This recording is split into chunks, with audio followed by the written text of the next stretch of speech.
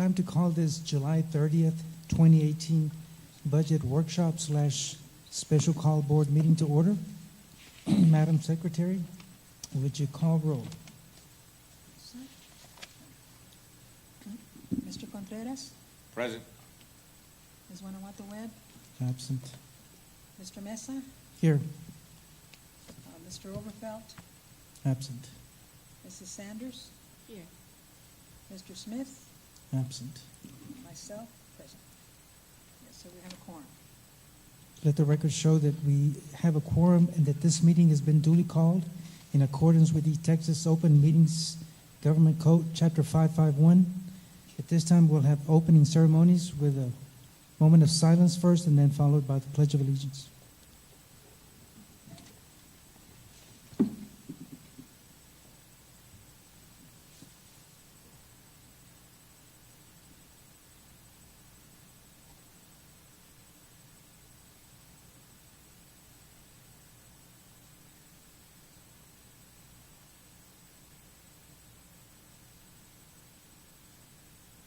Pledge allegiance to the flag of the United States of America and to the republic for which it stands, one nation, under God, indivisible, with liberty and justice for all.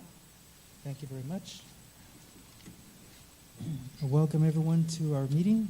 First order of business that we have on our agenda is School Budget Workshop, General Fund Budget Workshop. Yanakani Valdez.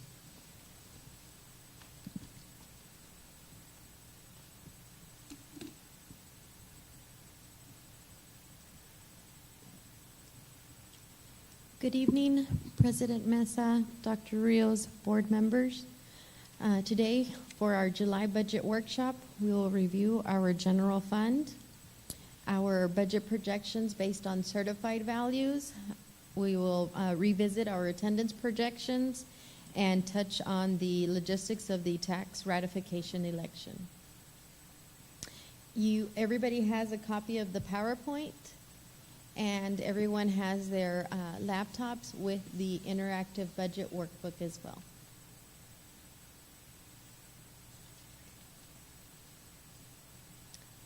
We received our 2018-2019 certified values, and our freeze adjustable taxable values are $1,799,074,210. This is a 12.04% increase to the 2017 certified taxable value, but this is a decrease to the preliminary values that we presented in June. This is a decrease of $29,730,877. The decrease was largely in part to a reduction of the appraised value of a wind farm by $70 million. Had that reduction not taken place and it had stayed in our certified values, the district would have seen an estimated increase in revenue of approximately $800,000. When we compare our general fund revenue that we will be reviewing in this workshop to our June workshop, the general fund revenue does have a reduction of $615,000 overall. I do have the table here that shows our certified values, our preliminary values, and the certified value, the certified 2017 and the certified 2018 certified 2018 values, and I also have a forecast assuming that the wind farm, with the decrease of the wind farm value and that they continue to depreciate at an accelerated value.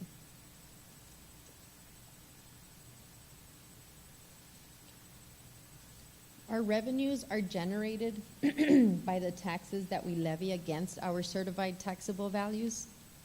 Again, our tax rate, our total tax rate is composed of our maintenance and operation tax rate of $1.04 and interest and sinking at 0.1198 for a total of 1.1598.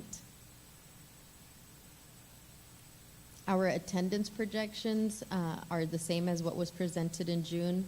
We're projecting an average daily attendance for the 2019 school year of 9,713 students. Again, this is average daily attendance. This is the attendance that the state uses to calculate into their state funding. Any questions there?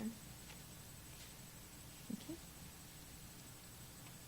For general fund, the general fund is our main operating fund for our school district. For general fund, we have an interactive budget. I'm sorry. I'm so sorry, Mr. Massa. Ms. Valdez, can we go back to the previous slide? Because I know the question will come up later on the attendance. Yes, 1 second. There, right here? Yes, ma'am. On the attendance, we're projecting, we're looking at the, for the fiscal year, for this budget, are we looking at the 2019? Yes. Huh? Yes, sir, 2019. Okay. Can you explain to the board why we would be forecasting an increase, a slight increase in ADA when we're forecasting a slight decrease in enrollment? I'm sorry, an increase in ADA with a decrease in enrollments. In the 2018, in the last 2 school years, we have really focused on our attendance. And we have, even though our district has seen slight decreases in enrollment, we have seen increases in our average daily enrollment.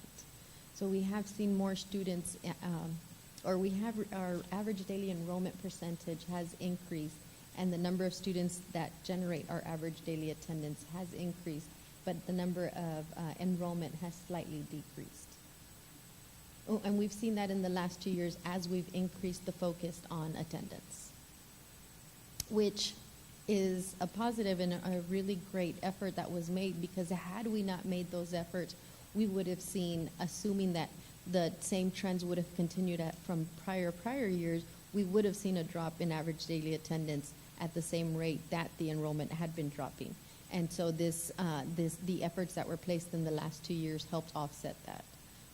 For funding purposes, the important number is average daily attendance. That's the number that the state looks at for funding purposes. And that's the number where the effort has been placed in the last 2 years. I'm glad, Dr. Rios, you pointed that out, because normally that's not the case when, our enrollment decreases and our ADA average increases. So Correct. that's kind of a not normal thing. It's kind of abnormal. I'm glad you pointed that out. Okay.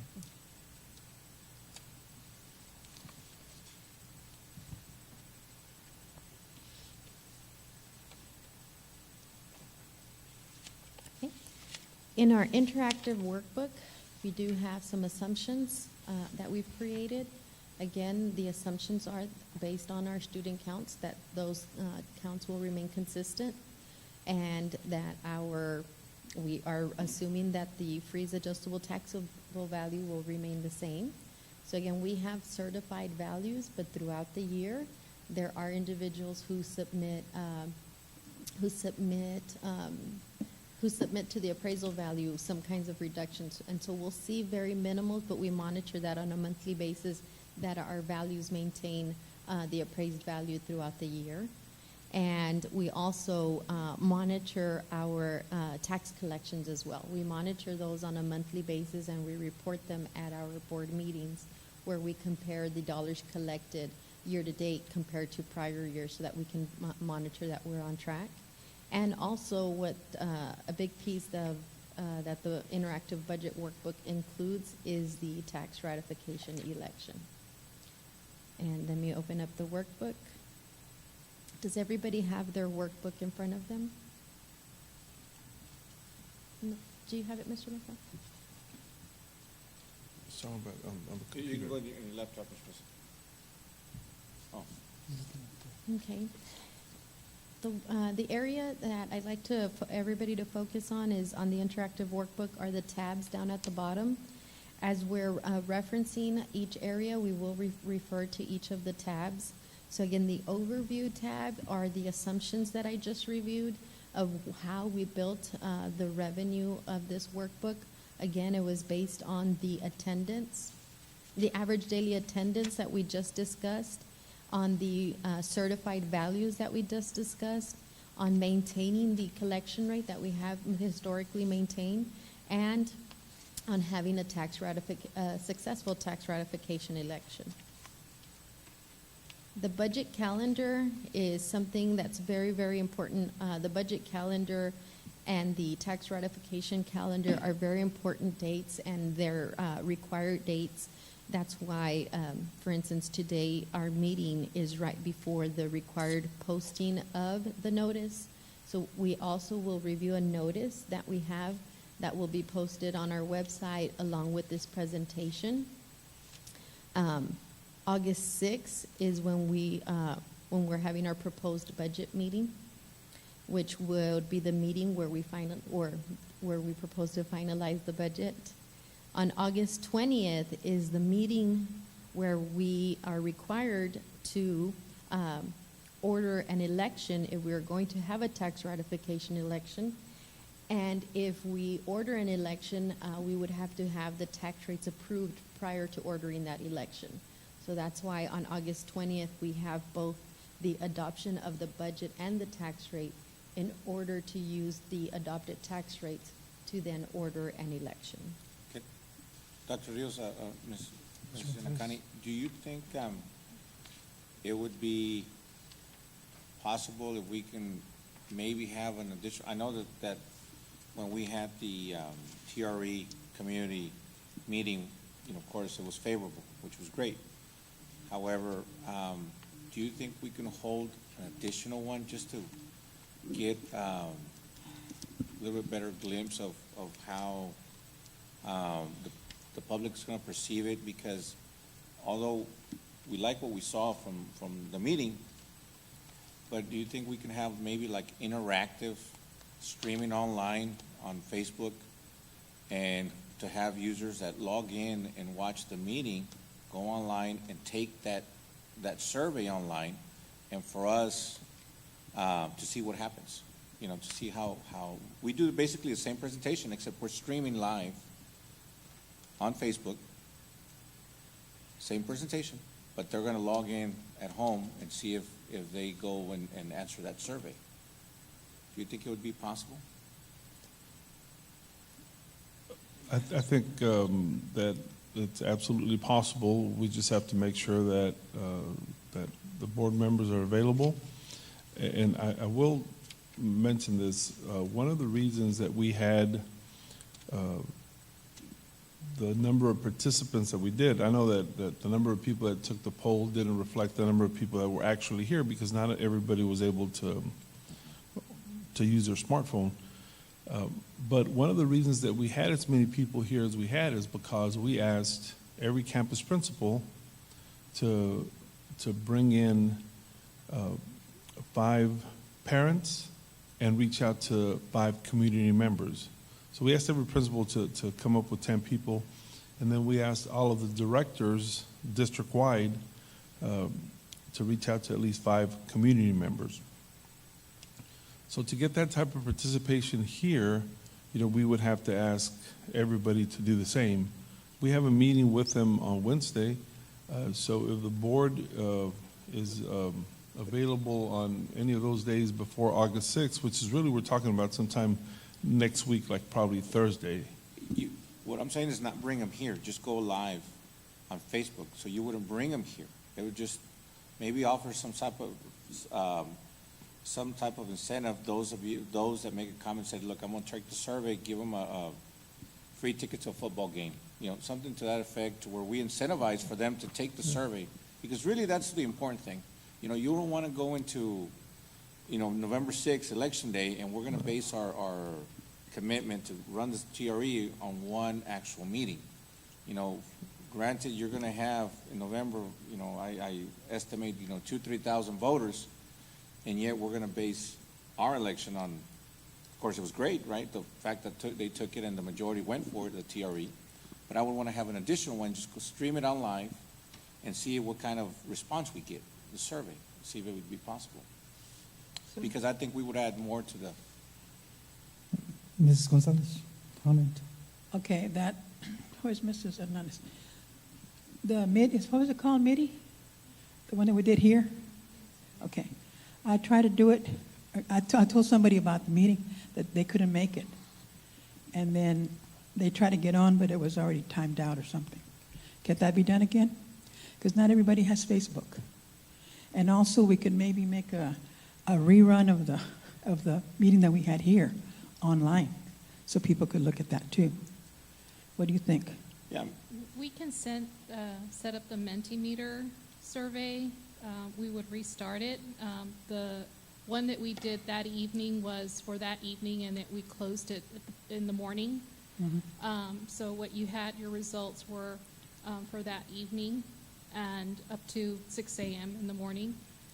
But we can certainly do a new one.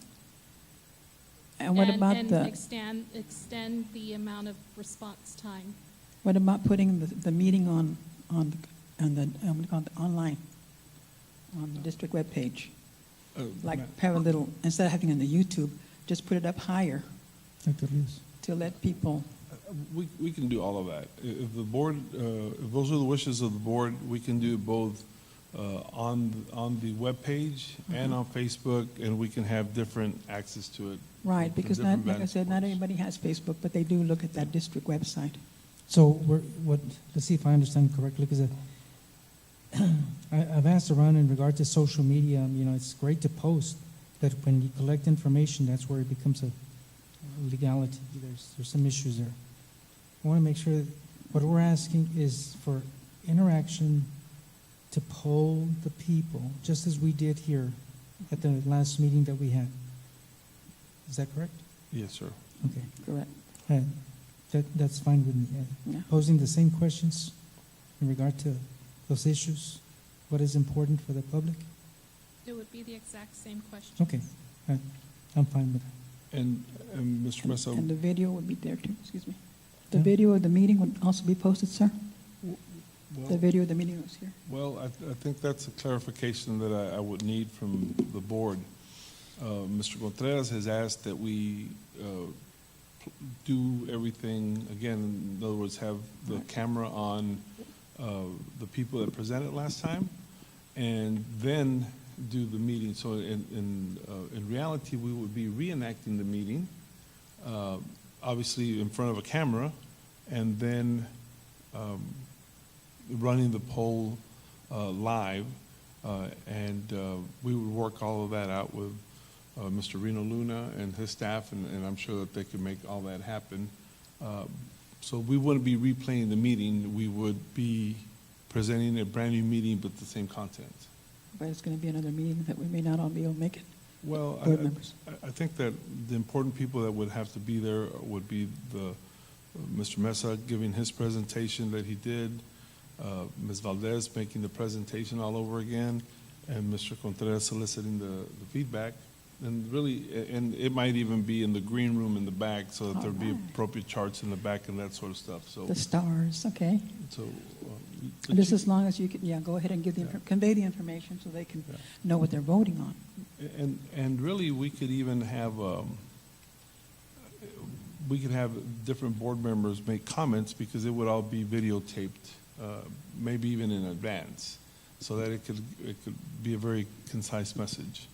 So everybody would be welcome to come back and back to the green room and do some video. So the poll would be live, but The the green room. presentation might be pre-recorded. yeah, or we can run the same presentation and then ask for them to Edit. take a poll. I Edit. mean, like Ms. Gonzalez, which I hadn't thought about it, but since it was recorded, just ask the community, say, look, at this time, we're gonna run the whole presentation, and then right afterwards, please encourage the people to take the poll and see what happens. I would just encourage y'all for clarity, because we're gonna be doing streaming, and you want it to be more focused, fitting to a device.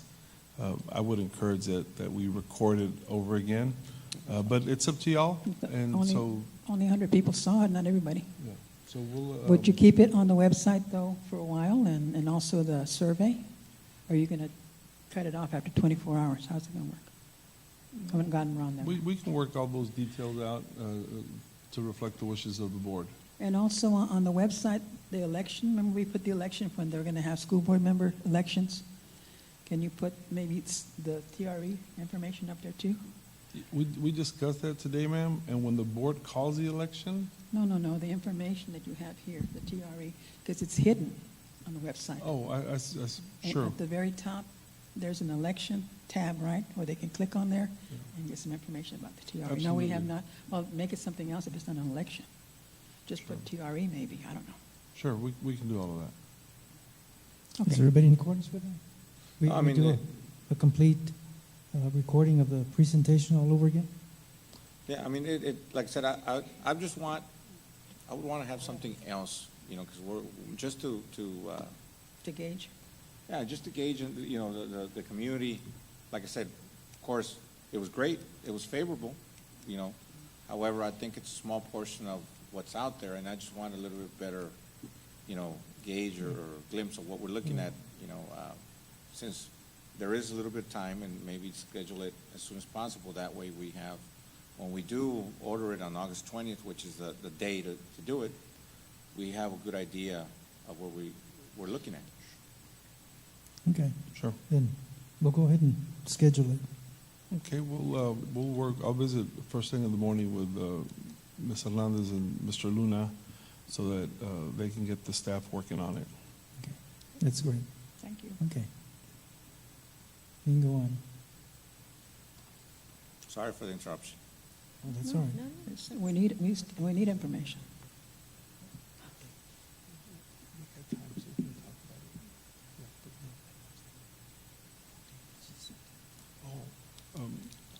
I'm sorry, this interactive workbook was submitted to the board via the board update this weekend.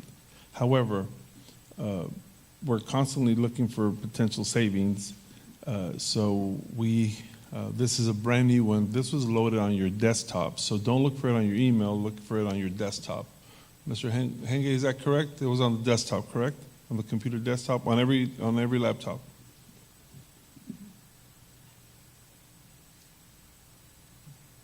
Okay, can she proceed?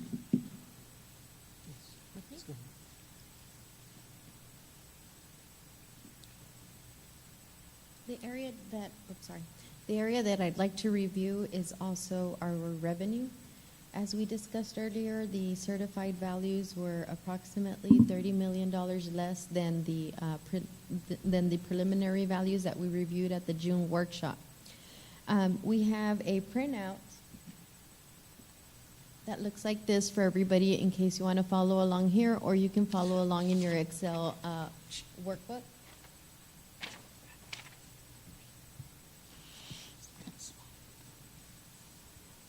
Overall, the reduction that we received from the certified values is a reduction overall of about $615,000.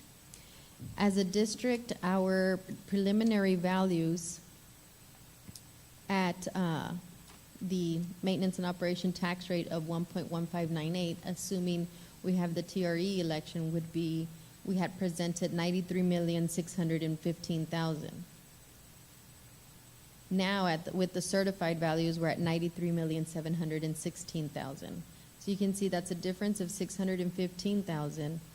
Half of that is mainly from on the local side, on the local tax collection. But when you take those certified values and all of the formulas and you apply them to your state funding formulas, the other half of that loss is also on the state funding side. So from our preliminary values to our certified values, we did have a decrease of $615,000. And again, that's comparing our 2019 revenue, assuming the maintenance and operation rate at 1.1598. We will look at revenue when we get to the very last tab, which is the certified tab. Also, if you have any questions, we can come back to this tab, or when we're on the certified tab, we can review revenue. The next tab is savings. Mr. Mesa, because we're going to be, this is going to be for now, this is going to be the administration's recommendation to come up with a balanced budget. I'm not insinuating that this is the budget that's going to go forward, but this is what we're going to be recommending, and then obviously we'll take the input from the board. So because it's the administration's recommendation, I'd like to go down and make that presentation, and then we'll move from there. Is that appropriate, sir? Sure, that's fine.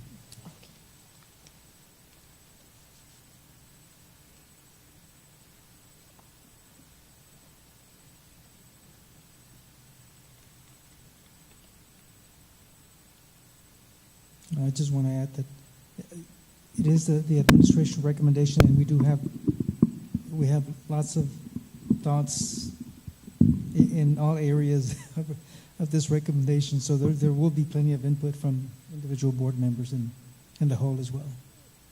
Absolutely.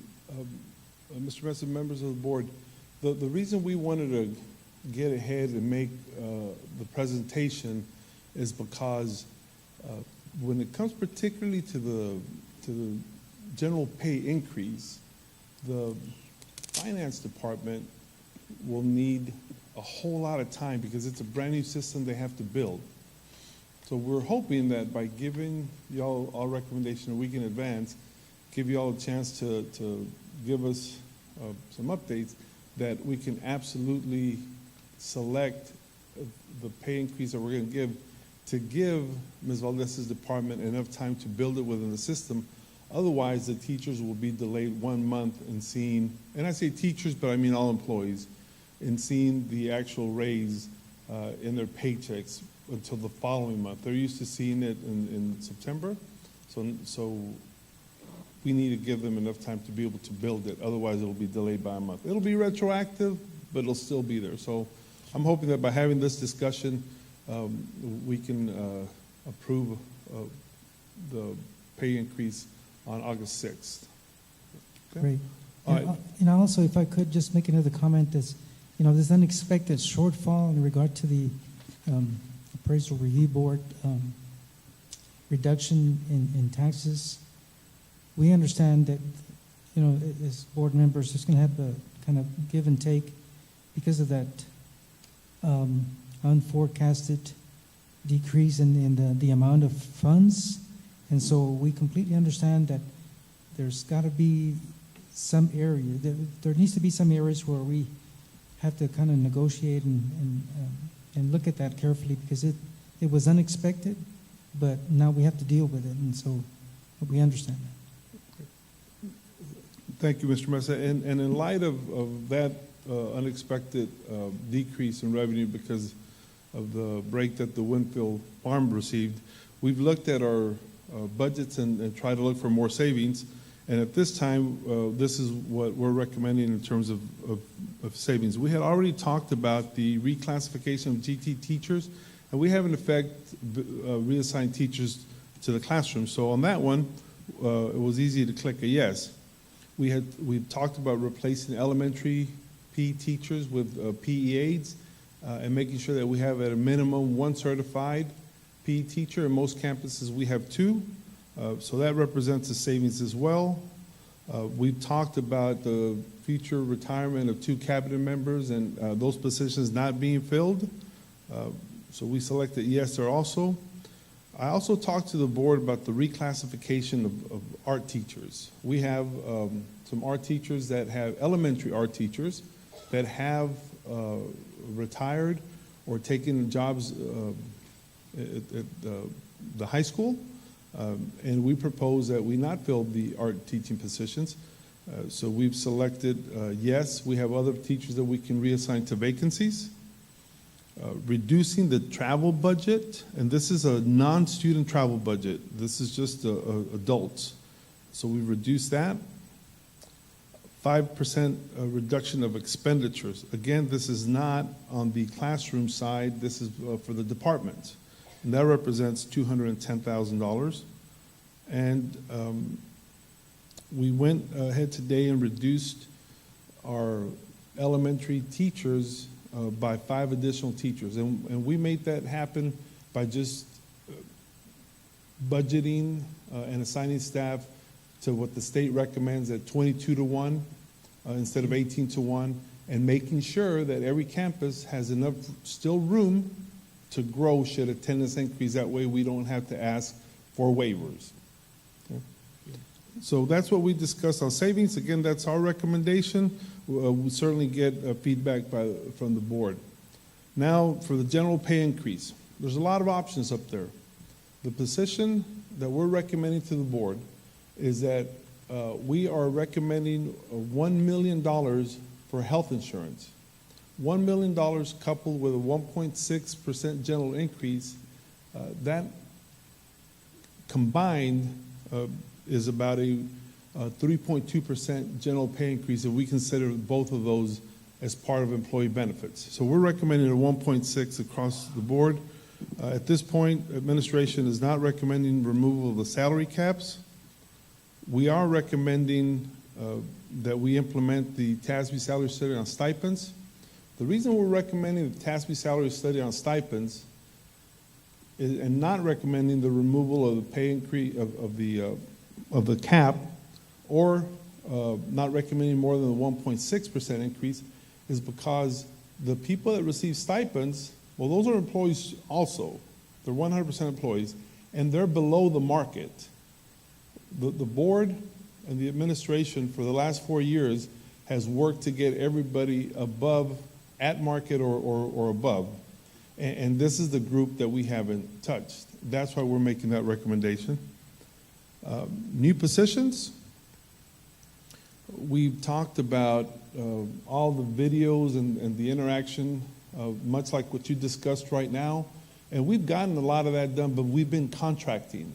So rather than contracting and spending close to that amount, we'd rather have that person on staff who has been doing this work for us.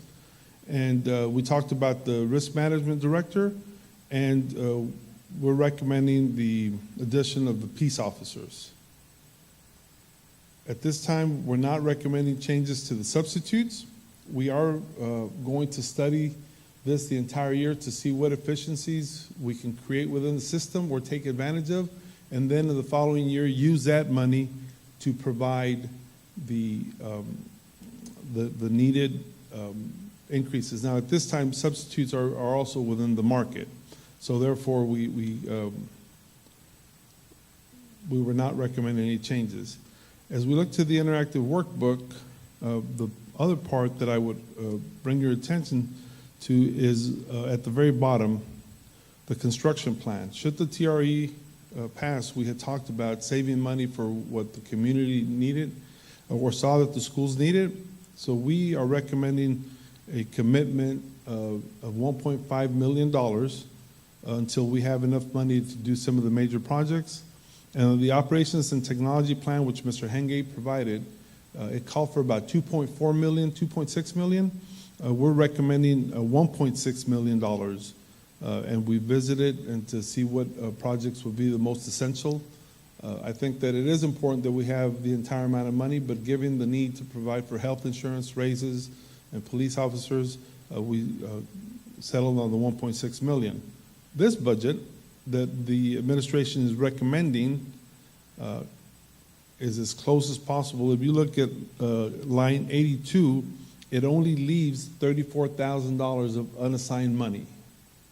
Now, this is what we're recommending as administration. We know that some board members have already submitted some input, and then based on the new savings, we hope that they'll resubmit, and that those that haven't submitted a template will, so that then we can have a full discussion this coming week. But the budget we're recommending reflects an effort to bring everybody to market and to have a balanced budget. Okay. I'm going to take my seat, and then if there's any questions, we can continue. Thank you, sir.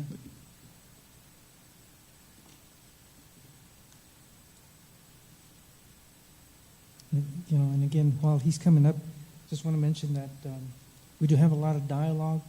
We have ideas in regard to, you know, what we think is important, and again, the unforeseen decrease in funding kind of upsets everything. So there's going to have to be some negotiations in regard to us understanding that, you know, there are enormous amount of costs involved in recommending certain scenarios But we do have lots of discussion, and I don't know, if you would like to, well, we're going to continue with the interactive worksheet, but we certainly have a lot of dialogue amongst all the board members, and it's unfortunate that because of travel or vacation, 3 of our board members are not here, but I think there's going to be plenty of dialogue in regard to input. Yes, sir. I would just encourage the board members, if they have individual time, if they will schedule a time with Ms. Valdez or myself, if they want to further explore the interactive workbook, so that we can make sure that everyone's recommendations are reflected. And we'll continue to look for savings between now and the time that we make the final recommendation. But given the time we've had and obviously the news that we have, this is what we're able to do at this time. I understand. For coming board members, just want to make you realize that before you know it, the August 20th date will be upon us, in which we're going to have to really make a decision in regard to, what we're going to be doing for the coming year. But I think it's absolutely important that all of us give our input and come to the realization that we are going to receive less funding. And so our priorities, of course, we want for everyone to give their input, and we realize that it's not going to be possible to get everything that we request. But I think with plenty of time, we'll start the dialogue and continue until the very end, until we have a budget. Dr. Rios? I would just like to continue to emphasize the only reason that we would have money this year to consider as many things as we are is one, obviously because of the changes that we're recommending in terms of GT teachers, art teachers, the scheduling of the 22-to-1, the reduction in some of the cabinet members, those savings that we articulated. The other reason is obviously because even though the wind farms didn't or aren't providing the funding that we think they are, at least for this year, there'll be some additional funding. Certainly not what we expected. But if we look at the budget for the following year, and Ms. Valdez, if you'll just bring it there to the end, given what the administration is recommending this year, a balanced budget for this year, it doesn't give us a balanced budget for the coming year because we're not anticipating any additional state funding. And that's why it's just important that we're careful in what we do. This budget, or this dollar amount of the budget, already puts us in a position to begin to look for reductions for next year. So that next year we can afford another pay increase, and should there be increases to the health insurance, which we hope that there will not be, that we can manage them without obviously having to go into fund balance. Questions from board members? No, I just want to make a comment, Mr. Mesa and Dr. Rios, and of course the board and staff, is that we're going to have to make some tough choices, sacrifice a few things, but at the end of the day, remember why we're here. And we are here for our children, our students, and our staff.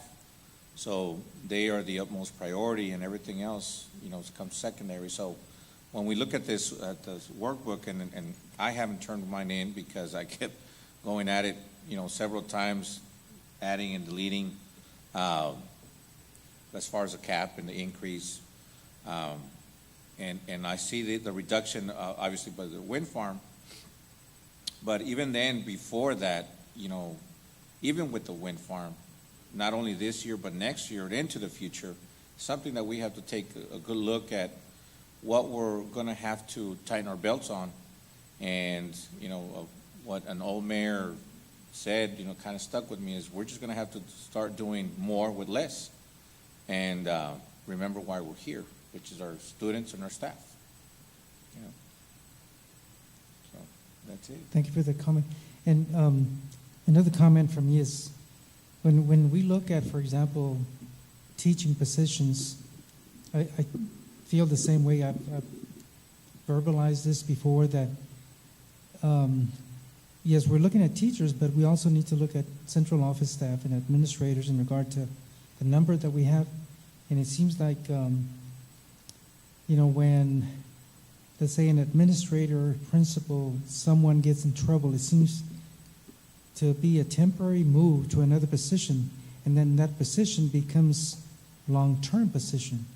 And so I would like to just make sure that administration realizes that if we reduce the number of teachers, then central office has to do the same in regard to the number of positions that we have, and these are administrative positions. Because, we feel that fine arts, I'm talking from my perspective, fine arts is important.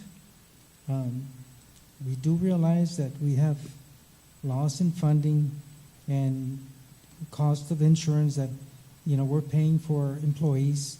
That all adds up. But I feel that there's still some areas in administration that it seems to be top-heavy. And so that's an area that we're going to have to look with a fine-tooth comb and point out those areas where we might be a little bit heavy in that. And so we're going to balance things out to make sure that we have a budget at the start of the new year. But we are going to look at all those individual things in regard to positions that are administrative in regard. Ms. Gonzalez? I agree. We need to look at everything, not just teachers. Teachers are getting, like the art teachers and the GT teachers. What about the other, as you said, central office administration? We got to look at everything. Ms. Sanders? I agree. We just need to take our time and really get focused and prioritize. So. And we realize for the coming years, at some point, we're going to have to just say employees are going to have to pay their share of insurance. It is cost, we realize that number is over $1 million that we're paying to subsidize the cost of insurance. But at the same time, we're trying to do something in regard to either having the consultant look at to costs that we could not explain where they came from, and areas where we can stop that high number of the stop loss part of the insurance. And so we're looking at everything that we can, and we realize that the time that we have is short, but we're going to have to do a lot of looking into those areas before we come up with the final budget. But again, I thank the board members for being here and the information that has been gathered by administration. And so we have a tough decision, as Mr. Contreras mentioned, to make. And we realize that, the time that we have is important for us to give our input, and for the community as well to give their input into the areas that we feel are identified already by administration. Any other question from board members? I just want to make Mr. a Contreras? comment. Last thing, and it's contingent on the TRE, which is, I think it's factored in here. Am I correct? That's correct, sir. So if the TRE does not pass, we're back to the drawing board, because we're going to have to readjust if and when it does not pass. Correct? Dr. Rios? If the TRE was to fail, the board would have to make an amendment to take the money from the fund balance. Now, at this point, we do have enough money to cover that difference. But that's just for this year. For the next year, then we're really looking at huge reductions, and we're looking at huge reductions coupled with increase in salary. I mean, we're looking at $5 million in reductions for the following year. And because our budget is only $85 million, that's a lot. So, yes, we would be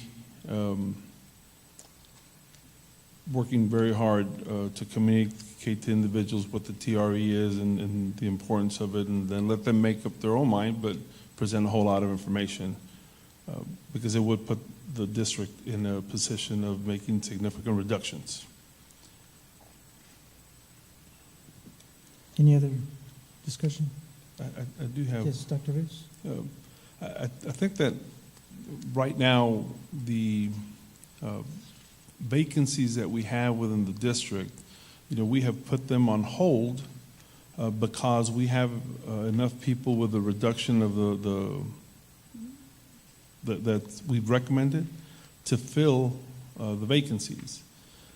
Now, I'm not going to start reassigning art teachers tomorrow, but we would like to have some feedback because I also need to have the principals know who their staff's going to be because we start planning already. And I'm informing the board that unless I receive other feedback between now and then that's the direction that we're heading. And I certainly don't want to do anything without y'all's coaching. But in the absence of the coaching, well, that's what we're planning on doing. So I just hope that within this week, between now and next Monday, I'll get some input from y'all. Yes. Sure. Yes. Ms. Gonzalez? You said you've frozen some positions? Or I've- help put them on hold? Are they, what are they? Administrative or? No, we have teaching vacancies right now. So I would be making a mistake in bringing those recommendations to the board because then I would have more people hired than I actually have positions for. What about staff? Someone's expressed some concern about that, whether they're going to be hired or not. I said, well, I don't know why you wouldn't be. So I don't know the answer. So it's just teachers are talking about, not staff? Right. Right now I haven't put a hold. Like, for example, if somebody's hiring a custodian or a secretary, and those are vacancies, well, those we haven't reduced, so they would be hired. Okay. Where I'm just talking about, and particularly I'm talking about elementary vacancies. That's what I'm talking about. I believe there's 14 elementary vacancies. So I've asked Ms. Garcia not to bring forth any recommendations for elementary vacancies because with the current reductions that we're proposing, we would have enough to fill those positions. Okay. And that would save a significant amount of money. Okay. Yeah. Okay. We continue. Yanakan, you're still, Yes, sir. are we on item 2 now? Or Oh, no, sir, I'm still presenting on Okay. the tax ratification election. On the tax ratification election, again, as we discussed, it is part of our interactive workbook. It is part of our proposal. It is, built into the assumption of our budget. And it is an opportunity for our district since the state has not increased funding for school districts. Again, it is a restructuring of our current tax rate.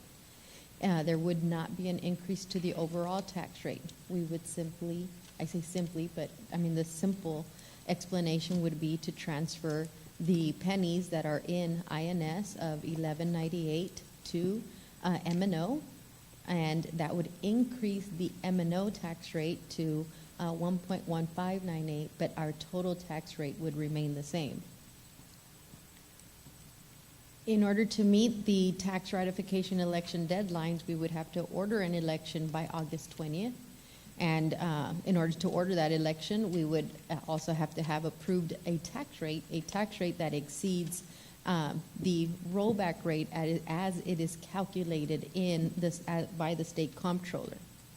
One thing that I wanted to note is that we are not required to have a joint election with any other political subdivision. That is something that whenever there is board member elections, election law states that we do have to have joint elections, but for TRE elections, we are not required to have a joint elections. I mentioned that because when I spoke with Janie, she said that there was another entity that was going to have an election. Ms. Chinacani, yes, sir. Sorry to interrupt that. to I'm still not used to this board, but did Ms. Ramon say how much it would cost if she would run the election for us? Because there isn't a price associated whether we do it or her do it, and I think it's just beneficial if she does it. I think it would be less for us than us do it on our own. Did she associate a price? We have an estimate of what it costs for an election, and it's 12? in total. In total, it's approximately 25,000. But that includes paying the workers, renting of the equipment, the ballots. So again, and her fee is, I think, don't quote me on this, but I think it's about 5 or 10% of the total cost. So of the 25,000, her fee would be about 2,000, 2,500. So the cost is more on the workers. Yes, Dr. Rio.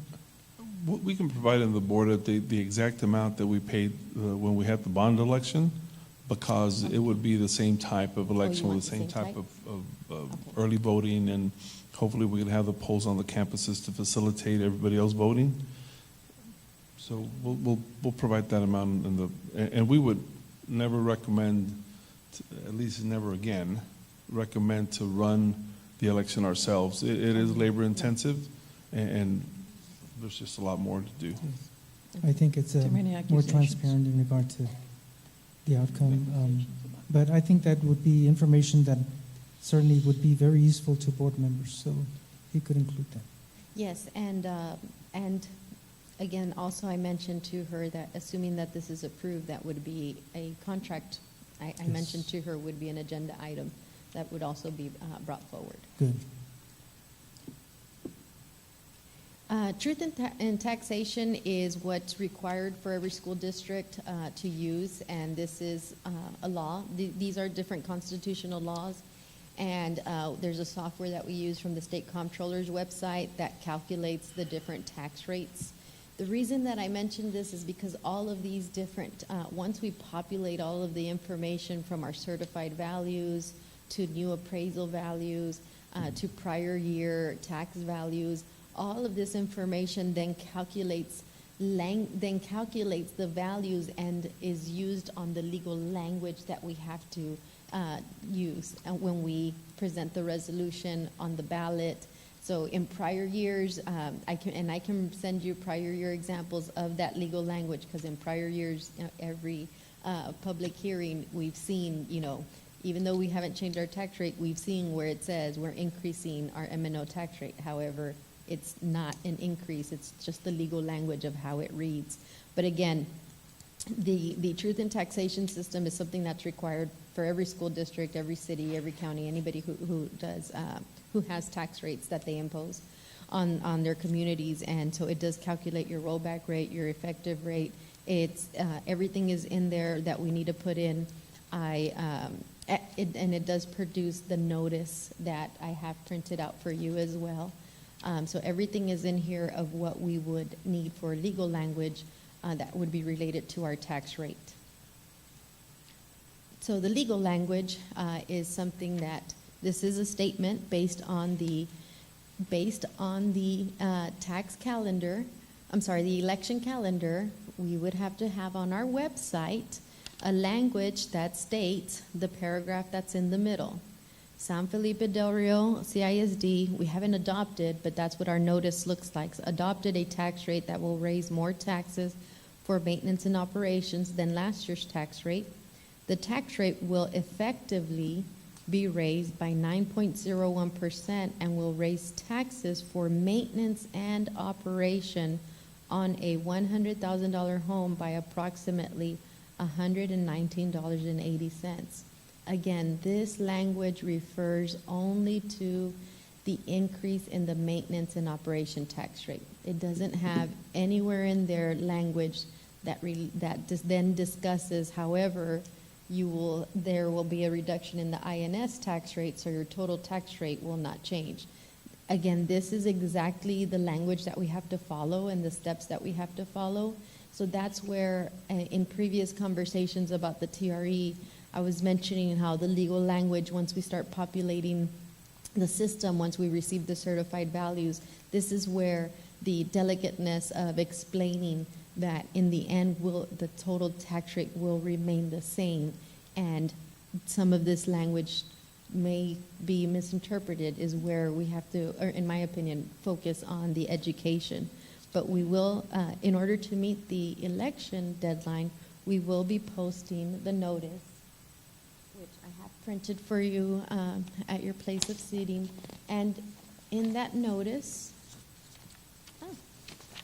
on the next page, on row 16, it tells you how that 9.01% is calculated. So again, all of the numbers that we populated came from our certified values, our appraised values, everything that we have. and our prior year tax values, and we use the system, the truth in taxation software that the state comptroller has. So again, all the legal language is coming from that system. We use that system every year. And one thing that I want to point out is right here, even this statement here, the paragraph I just read, again, is referring to the effective tax rate. However, on August 20th, when we read the motion for setting our tax rate, there's going to be two parts to it. We are going to propose, as we discussed before, we are going to propose on the notice two tax rates. The maintenance and operation tax rate of $1.1598 and a debt service tax rate of $0.1198, so that we can safeguard our district if the tax election is not approved by our voters. And I'll explain on another slide what that means, but because we have those two rates there, the August 20th statement will read that we're increasing our tax rate by 29.9%.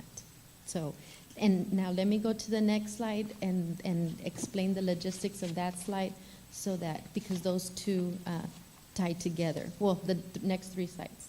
The ballot language, as we discussed at the prior meeting, also will mention an amount that our tax rate will be increasing by. Again, this is all language straight from the Truth in Taxation software. I did ask somebody to review my numbers just to make sure that this is calculated correctly, but that's why I have it highlighted in gray. But this is what I really want to go through the November 6th, what would happen after November 6th logistics with you, so that this is the part where the notice, what I discussed earlier on the notice, how it ties in. So the election day would be November 6th. On November 12th, we would be having we are planning our regularly scheduled board meeting. At that board meeting, either one of these two bullets would be happening. If the tax rate is ratified by the voters, which means they approve the TRE, the assessor will calculate the tax imposed on each property, include it on the appraisal roll, enter the amount of tax in the appraisal roll, and submit it to the school board for approval.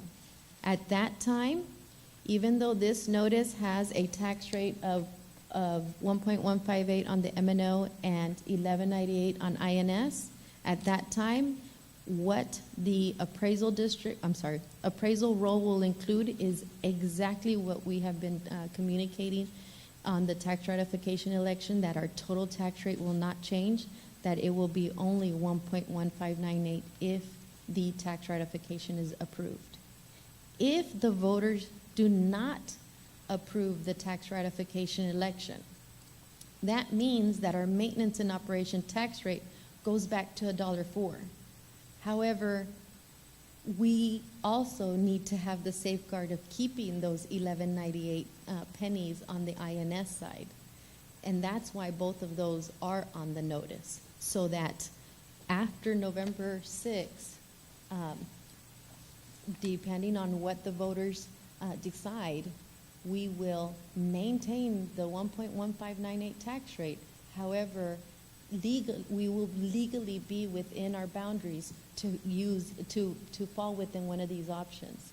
If we did not include the 1198 on this notice, and if we did not approve it, include it on August 20th, then on November 12th, you could not go back and add the 1198 cents. It would not be legal. So those are the logistics that I really, really wanted to iron out, so that everybody knows you will not receive a tax bill until after the election. So then there is a law that says that we have to, I say we, but that we must mail out tax bills by October 1st or soon thereafter as practicable. And I spoke to an individual at Linebarger. Again, she asked me to make sure that she's just providing guidance. She's not our legal representation. So there's two things that we can do. The county assessor or collector can hold sending off our tax bills till after the election. This is what was highly recommended. Or send the tax bills in October with the 1.1598. Again, that is the total tax rate that we will have in the end.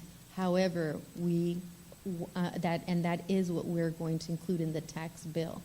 But the individual that I spoke to highly recommended that we hold the tax bills from being mailed out in October till after November 12th, after we have our board meeting, where we either have one of the two options at the board meeting, where we have the ratified election by the voters, or we go back to our current tax rate. Sorry. Dr. Rivas? To summarize what Yanakani said here at the end, two important points. Our recommendation would be to hold off on sending any statements until after the election is held. The other point, and probably more important, is that the individuals that have been advising us on the TRE are not the board's attorneys. Yet they have a whole lot of experience, probably more than your attorney does. If the board approves that we move forward with the TRE, what we will then immediately do is make sure that we either bring Mr. Bob Schulman on board to guide us through this if he has somebody on his staff, or look for an attorney that will make sure that everything is done appropriately so that we don't have any missteps. Because it is a huge endeavor. But until the board passes the resolution to have the special election, I really don't want to be spending any money on attorneys. But just know that we're not going to go at this alone once it's done. We'll make sure that we have the appropriate coaching. Good, good. I know the legal language, it's the area to me that's taxpayers, we have to make sure that they understand. Because the way it reads, it's, there will be an increase, and yet there will not be an increase. So that's something that has to be realized by every citizen that is going to be voting for this, that it will not raise their taxes, but it will raise the revenue for funding.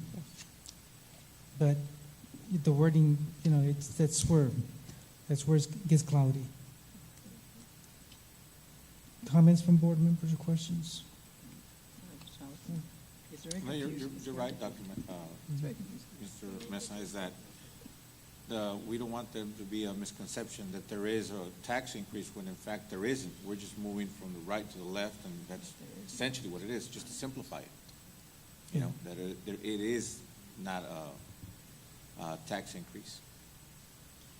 Except the wording is just, it says will be raised by 9.0%. It will raise taxes for maintenance and operation. So anyway, but I hope everyone understands that. If there are no further questions, I think we're done with that portion of the workshop. That's correct. We do the update now. The item 2 on the agenda, which is general budget update. Dr. Hibbs? Yes, Mr. Mesa, I alluded to that earlier, and what I wanted to emphasize is just the importance of deciding so that we can begin to make the moves in the finance department to make sure that the employees are appropriately compensated. Again, I think that we're ready to go in terms of how much income we're going to have. We know what the property values are, and we know what to expect from the state. Now it's just time to make a decision, so I hope that over the next week we'll have plenty of dialogue with board members to give us their thoughts so that we can have a good discussion at our next meeting and finalize the direction we're going in. Okay. Any questions from board members in regard to what Dr. Rios went over? And of course, your input is just so valuable to making a decision, final decision. And again, I know that Josh will be here on the first day of August, I think. Ms. Webb's coming tomorrow, I think. And Mrs. Webb will be here tomorrow as well. So this coming week, we should be giving some input already for Dr. Rios and administration to look at. You still want us to But, do this? You still want us to do Ms. this Gonzalez? interactive? I send it to you too? I guess those are going to be sent to the people that are not here too, right? Yes, ma'am. We're going to send y'all this workbook. It'll have today's date on it so that you don't confuse it with the previous ones we've sent. We'll try to do it before we go home tonight and not first thing in the morning. And then just to make sure, what information Mr. Contreras asked that on the update, you provide us the cost of the election. Yeah, absolutely. I'll either type it in with the same email where I shared the workbook with you, and also put it in this weekend's update. Okay, great. Okay, at this time, we'll close the portion of the workshop and open the general meeting, school board meeting. We do not have any items under consent. We go all the way up to item 16, closed session. We're going into closed session in regard to sections permitted by 551.071, 551.072, 551.073, 551.074, 551.076, 551.082, 551.084, and 551.087 of the Government Code, Texas Open Meetings Act. No action will be taken in executive session. We are now in closed session. Time is 7:06.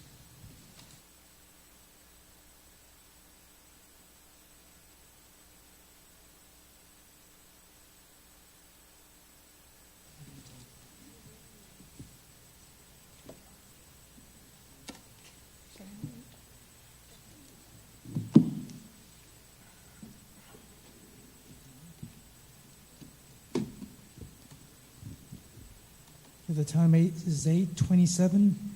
We will now reconvene into open session. No action was taken in executive session. We are on number 17 on the agenda, 17A. Consideration to approve the personnel report to include the following: new hires. Good evening, President Mesa, Dr. Rios, members of the board. It is the recommendation of the administration to hire the following personnel: Michelle Cervantes, Del Rio Middle School, mathematics teachers; Ivan Gonzalez, social study teacher at SGLC; and Alicia Tarango, ELA teacher at San Felipe Memorial Middle. You have heard the recommendation from administration. Is there a motion for approval? So move. Mr. Contreras, seconded by Amy Sanders. All those in favor, please indicate by raising your hand. Motion carries unanimously. There being no other items on the agenda, do I see a motion for adjournment? Ms. Sanders, seconded by Mr. Contreras. All in favor? Unanimous. Thank you very much, and good night.